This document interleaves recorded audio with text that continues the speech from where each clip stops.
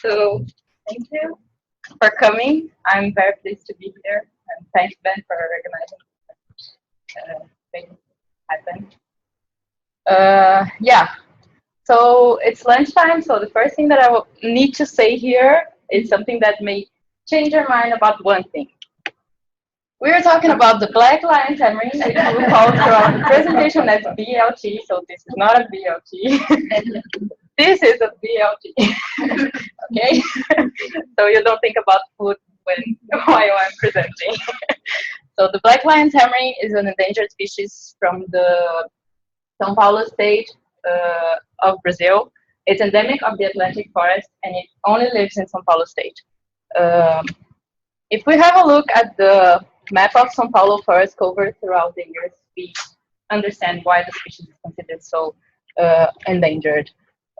In 2014, the mapping data showed that there is less than 14% left of the Atlantic forest in São Paulo state.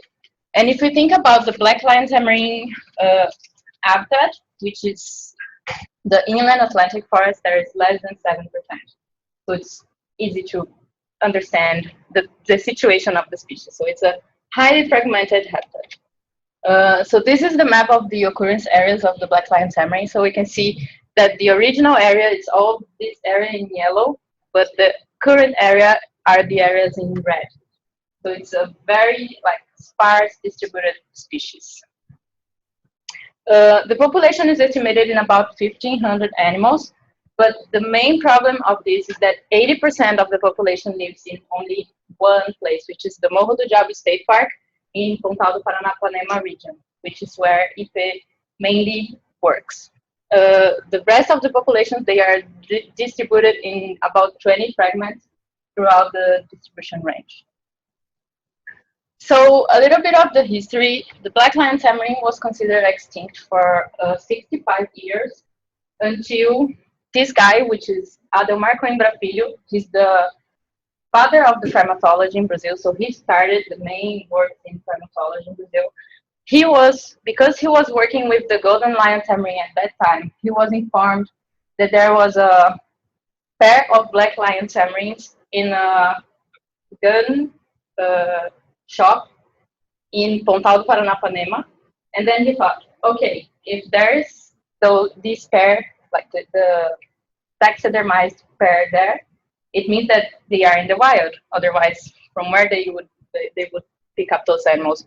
And then he went to Pontal in 1970 and found the animals there. He went straight to the Morro do Diabo State Park, which was the mainly forest fragment of the region, and then found the animals there. So it was one of the animals that they considered that it was a rediscovery of an endangered primate.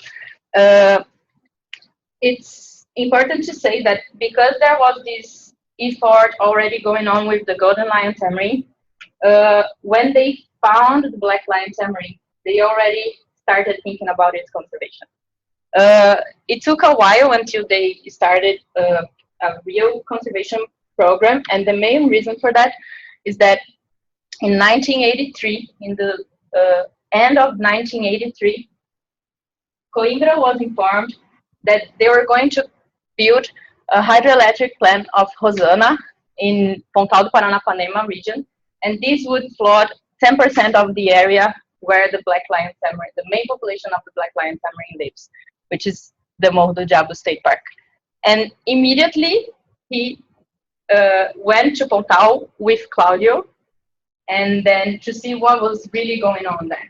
And then he told to Claudio, yeah, I will. I was just thinking.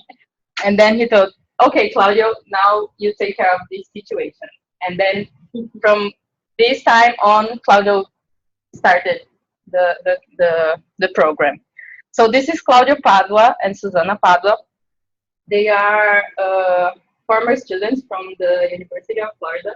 They started the program actually while Claudio was doing his master's and his PhD here at the University of Florida in 1984.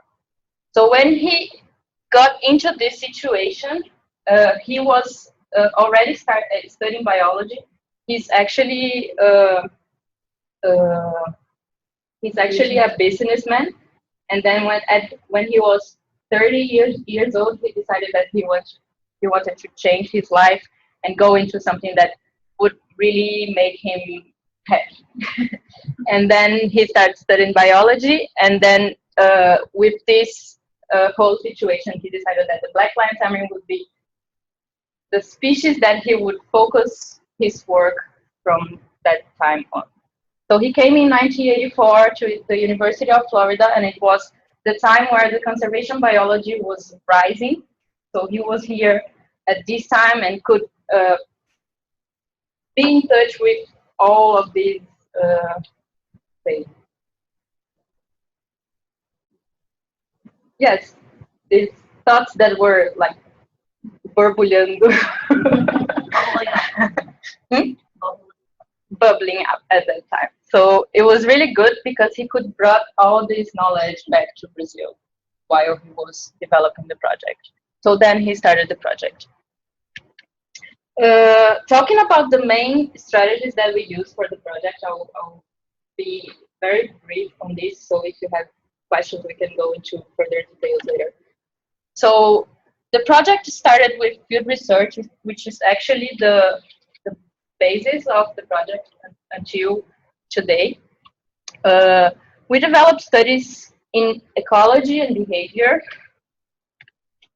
We are now starting another approach of ecosystem services. So what is the role of the black lion tamarin as a seed disperser, and how important it is for the forest. So we started making germination tests of the seedlings that they disperse. So there is something really nice about this, is that we are involving the community nurseries of Pontal to develop the tests. So the owners are feeling really involved in the conservation work when they see that the seeds that come from the tamarin feces are becoming seedlings that will be then taken back to the forest. We also developed population monitoring. A new approach that we are starting now is to use the GPS collars. I'm going to start using this for my PhD project, which I will go into further details later. So we monitor the populations to see the area they are using, home range, so we are able to get better population estimate. We also, when we capture the animals, we do health and genetic. We collect samples to do health and genetics studies. The second approach that started back in the 1980s with Susana is the environmental education. So she was there living with Claudio in the Pontal region, and it's a nice story because Susana said that Claudio believed at that time that only having field data would save the species. And then Susana started to see that if they didn't work with the population, the local community, they would never change the situation of the species. And then at that time, she was not working with anything of biology, and she saw, okay, what can I do here?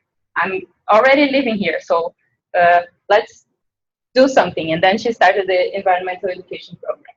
So she started looking for volunteers to work with her, and one of the volunteers is actually Gracinha, which is the one that is coordinating the environmental education program nowadays. Also, another approach to involve the community is how we can, okay, with the environmental education, we can involve everybody, but how to involve the adults more. So we started thinking about ways of developing sustainable sources of income. One of the projects of the community involvement is to work with the women to develop products that make them feel proud of the nature around them. So developing products with the environmental theme. So we have t-shirts and other handmade products, and we also have the ecological loofahs, which you can see here. I forgot to bring some my head. So you can see here that they are shaped in the local animals, so that people got to know what are the animals that are living in the areas close to where they live. Because if you ask to any children in Brazil, oh, can you tell the name of one animal? They will immediately come with African animals, so giraffe, elephant, and so how can we like show these people that we live in one of the highest biodiversity countries, and how to make them know about the local fauna? So this is one of the ways. Uh, and also, it's interesting to say that the ecological loofahs is also related to another approach that we have, which are the agroforestry systems. So we have the loofahs planted in those agroforestry systems that are implemented by the local landowners, small landowners. So in Pontal, we had back in the 90s, the landless movement coming with thousands and thousands of people trying to get a piece of land there. So at the beginning, IPE thought, okay, this may be a big threat for the system here and the Atlantic forest. So how we can work with this community in a way of getting them involved in the conservation. And this is one of the ways that they found. So getting this approach of generating income in a sustainable way. So helping them to establish agroforestry nurseries in their properties so that they could have income from the products that they were producing there, and at the same time have the forest back in the landscape. So this is also related to a strategy that I will talk in a minute. So apart from the loofahs, we also started to use coffee, to associate coffee with the native trees. So we call it coffee with forest. Lauri is much more specialized on this. I'm sure he will be able to tell a lot about this. And so to have this coffee under the forest that is a high quality coffee that can be sold in the market, and also bring back the connectivity of the landscape through those small patches of forest that would be planted in the landscape. So this is our coffee. It's an organic coffee also, which makes it have a higher price in the market. This guy is one of the first ones that started 20 years ago. So he accepted the idea, which was something that was not so easy, because people would never think that shaded coffee would do well, especially in Pontal, which is a very, very hot place. So he believed in IPE, and he said, okay, let's do it. And with this, his neighbors started to see that it was working, and then started to also plant the agroforest systems. Another approach of community involvement are the community nurseries. So this is also very related to the habitat restoration strategy, which I'll talk right after this. So if we need to restore the habitat, where would the seedlings come from? So it's always better to use seedlings that come from the same place where you are developing the restoration, because the seedlings will be more adapted to the local weather and conditions. And then we started to work with the communities so that they could produce those seedlings that would be used in the restoration projects. So this is what I was talking about, the restoration. So back in the 90s also, Claudio started to see that, okay, we can work with the species, we can work with the community, but if we don't take care of the habitat, in the future we won't have enough forest for the species to live. So we really have to focus our work in habitat. And then we started to use a larger approach, so the landscape approach, to have a view of the bigger picture. So this is the dream map. This map is the Pontal do Paranapanema region, which is the westernmost part of the São Paulo state.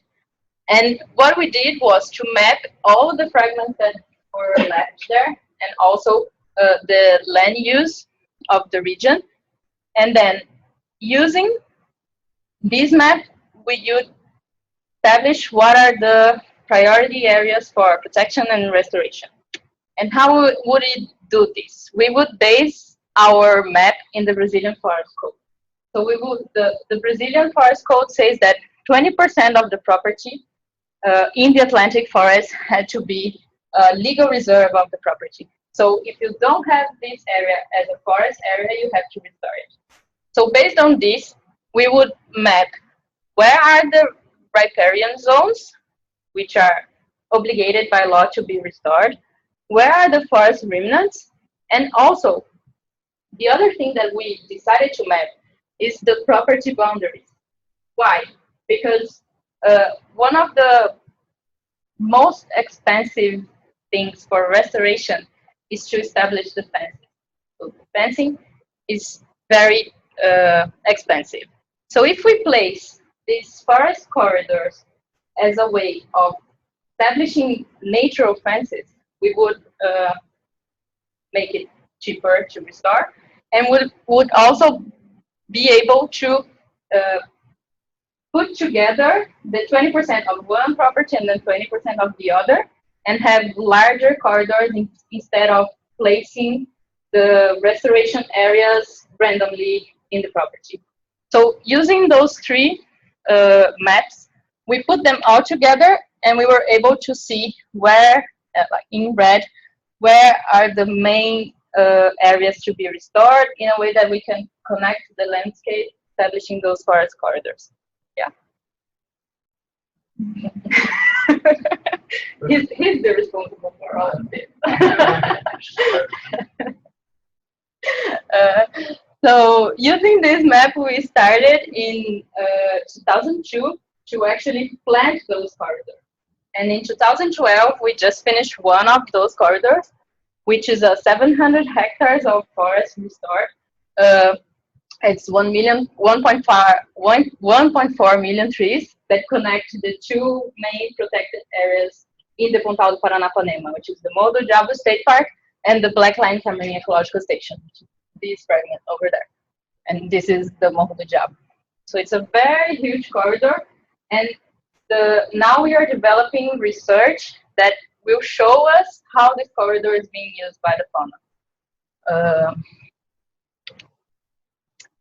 Also, because habitat restoration is a very long-term strategy, so it may take 10, 20, or maybe more years so that we are able to really connect the areas through forest, we have to think in short-term strategies to make sure that when we have this connectivity back, we will have viable populations in the fragments that will be able to cross the areas from one area to the other. So this is how we started thinking on population management. So in 1995, Claudio started to develop the Black Lion Tamarin Mass Population Management Plan, which was based in three main strategies. Initially, testing those strategies, so reintroduction, translocation, and managed dispersal. And through those testings, we saw that the translocation is the most suitable way of managing populations of Black Lion Tamarin in terms of costs and implementation, like how easy it is to do it. Yeah, feasibility. Thank you. So the main idea was to actually keep populations viable, even the small ones, because we would through this movement of animals promote the genetic variability. So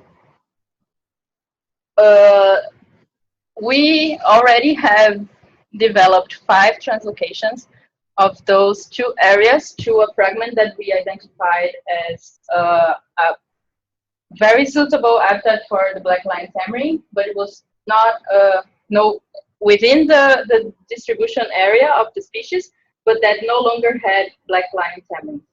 So now we are studying what is the size of the population that is left there, and we see that the animals are there and that they are very well established. We are analyzing how the population is so that we can plan the next management actions and actually have a viable population there. And the last strategy that is used by the Black Lion Tamarin project is influencing public policy, because we understand that when you can do this, you actually are guaranteeing long-term impact and sustainability of the conservation action. So when you can have the government supporting you on all your actions. We've done many things over the years to always involve the public government. Some special results, mainly for the Black Lion Tamarin, is that in 2014 we were invited to select all the areas that we have Black Lion Tamarins in the state of São Paulo, and the state create what we call the ASP Mico-Leão Preto, which is the state areas under special protection. It's not a conservation unit in the real sense, but it's what the state of São Paulo call protected area, which is a special area where they have to take care more closely, which are the priority area to be protected. So we have now this ASP Mico-Leão Preto, which includes all the areas where we have Black Lion Tamarin in the state. Also, we work with the government to create new protected areas. So one of the studies that IPE developed in the 2000s was responsible for the creation of the Black Lion Tamarin Ecological Station. So we developed a study with all the main fragments in Pontal and showed to the government which were the priority ones to be protected, and this resulted in 4 of the largest ones being protected under an ecological station. And also, another thing is that now we have the dream map in the hands of the public prosecutors. So, prosecutors. Thank you. And which means that if they have to decide where to restore areas, they will look at our map and say, okay, you have to restore. It's better if you restore it here, because then you will be promoting connectivity. And last but not least, I always like to tell that in 2014, we had the Black Lion Tamarin as the front cover of the Diário Oficial, which is where the Brazilian government publishes their laws, and this is why we help it to have it declared as the São Paulo state symbol for conservation. So it's a way of showing the importance of the species for the conservation of the Atlantic forest and the state of São Paulo. Based on the Black Lion Tamarin project, IPE developed IPE's conservation model, which is the model of conservation that is used in all the places that IPE works. So we have some work in Amazon, Bahia, Pantanal, and in 3 sites in São Paulo state. So just to finish now, I will talk a little bit of the future perspectives of the project. So what we want to achieve, where we want to go. There has been 30 years that we work on the species, but there's still a lot to be done.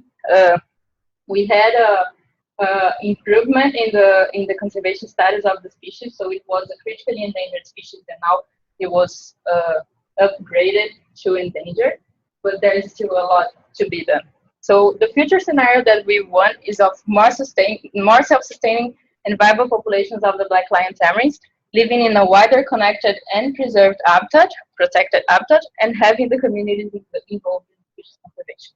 And how we would do this? Actually, we based our plan in both of the action plans that were already developed for the species. So this is the PAMAMACI, which is the National Action Plan for the Conservation of Central Atlantic Forest Mammals.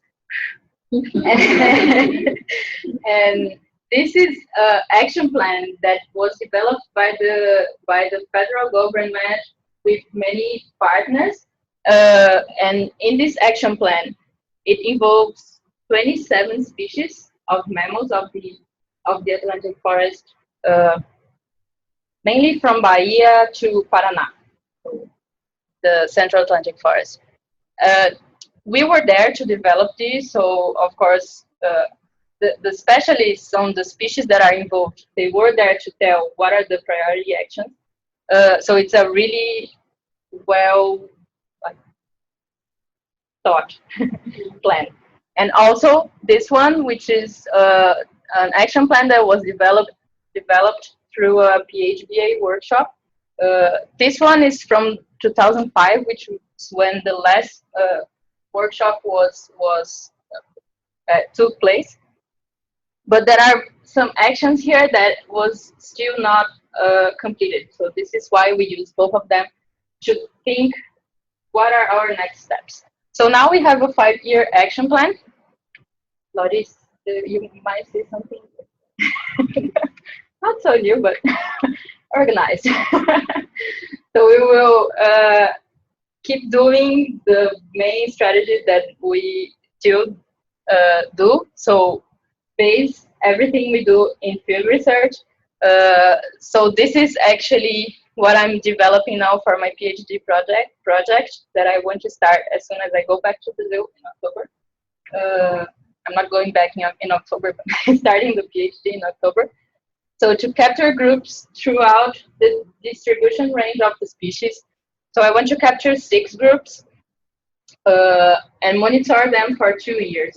And during this time, I'm going to use the GPS collars, as I told at the beginning, and also use a device which is called Daily Diary, that we are able to see the movement of the animal in a 3-dimensional way. So we are really able to reconstruct their trajectory and see how they are using the different strata of the forest and relate it to energetics. And using this, we can not only calculate the home range of the species and see how it varies according to the demographic variation, but also reconstruct the real movement of the animal and what are the suitable habitats thinking in forest structure to have those animals. So we will be able to analyze the forest through imagery and see, okay, this is a suitable habitat for the black lion family. So one of the things that I want to do is to test the functional connectivity of the dream map for the black lion tamarin, and also define priority areas for restoration throughout the distribution range. So actually, I'm going to work in several places, not only in Pontal. So this is Morro do Diabo. Those are 2 fragments in Pontal. In Pontal, we have this pattern of like compact fragments, but in the other areas, what we have are more like riparian forests.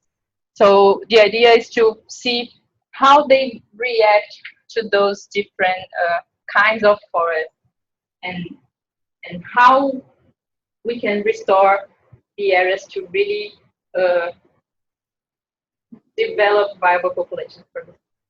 This is the main idea of my PhD project, and actually it's to have the scientific data that will be the basis for population and habitat management. So using all this data, go to phase 2 of the project, which is the habitat management. So keep going with the dream map, but start to focus on the north corridor. My dream map. And And why the North Corridor? So here is the Pontal do Paranapanema. We can find black lion tamarins in the Morro do Diabo State Park, in those two fragments, which are part of the Black Lion Tamarin Ecological Station, and those two smaller ones. And I'm going to focus here now. And we have two fragments, which are small fragments with black lion tamarin populations, really small black lion tamarin populations. And we have two large fragments without black lion tamarin. And you can see that they are all very close to each other. So we have here 2 kilometers for an idea. And if you pay attention, they are all connected through rivers. So we have a river here, here, and there. So if we establish those 3 corridors, which is something of more or less 60 hectares, we would have a connected area of more than 4,000 hectares with black lion tamarin, for the black lion tamarin to live. Together with this, the idea is to also work with the government to make those 2 private areas protected areas and restore the North Corridor. And meanwhile, because as I said, after restoration is a long-term strategy, we would work with population management. So we know from population modeling that populations that are smaller than 150 animals are not viable in the long term. And those 2 populations, they have more or less 20 animals. So connecting this area and also starting to translocate groups to those 2 larger corridors, we would promote population growth and finally have a small but viable population in the region. And finally, something that we always try to focus on is on communication and outreach of our results. We are all the time trying to put our results and the data that we generate in the media so that we get more people involved. I just wanted to tell here that we developed a monthly newsletter, which is called Folha do IP. And if you want to receive it on your emails, just go to this website and then subscribe. It's in English, as you can see, so it's really focused on getting the information spread across everywhere. And also our social media, so we have Facebook, Twitter, and YouTube channel, and now we have a blog. Blog is with it, so you can get all this information very nice way for everybody. And that's it. Thank you so much.